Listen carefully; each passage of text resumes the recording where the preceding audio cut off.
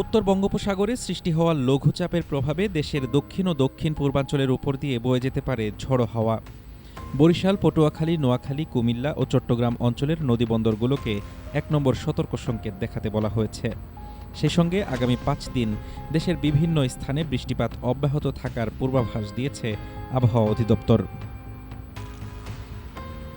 উত্তর বঙ্গোপসাগর ও সংলগ্ন বাংলাদেশ পশ্চিমবঙ্গ উপকূলে তৈরি হয়েছে একটি লঘুচাপ।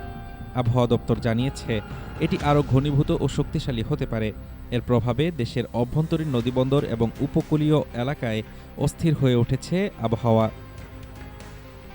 বরিশাল, পটুয়াখালী, নোয়াখালী, কুমিল্লা এবং চট্টগ্রাম অঞ্চলগুলোর উপর দিয়ে দক্ষিণ বা দক্ষিণ পূর্ব দিক থেকে ঘণ্টায় ৪৫ থেকে ৬০ কিলোমিটার বেগে দমকা অথবা ঝড়ো হাওয়া বয়ে যেতে পারে। সাথে রয়েছে বৃষ্টি বা বজ্রসহ বৃষ্টির আশঙ্কা।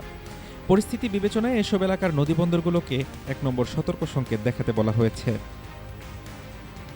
বর্তমানে মৌসুমী বায়ুর অক্ষ ভারতের রাজস্থান, মধ্যপ্রদেশ হয়ে লঘুচাপের কেন্দ্র ও বাংলাদেশের দক্ষিণাঞ্চল অতিক্রম করে আসাম পর্যন্ত বিস্তৃত।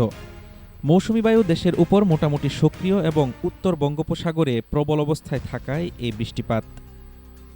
কয়েকদিন খুলনা, বরিশাল ও চট্টগ্রাম বিভাগের অধিকাংশ স্থানে এবং ঢাকা, রংপুর, রাজশাহী, ময়মনসিংহ ও সিলেটের অনেক জায়গায় হালকা থেকে মাঝারি এবং কোথাও কোথাও ভারী বর্ষণ হতে পারে।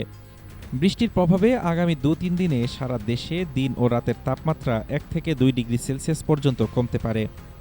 টানা এই বৃষ্টি ও ঝোড়ো হাওয়ার পূর্বাভাস থাকায় উপকূলীয় এলাকার জেলে ও সাধারণ মানুষকে সাবধানে চলাচলের পরামর্শ দিয়েছেন আবহাওয়াবিদরা। হাফিজুর রহমান তুষার, ঢাকা টুডে।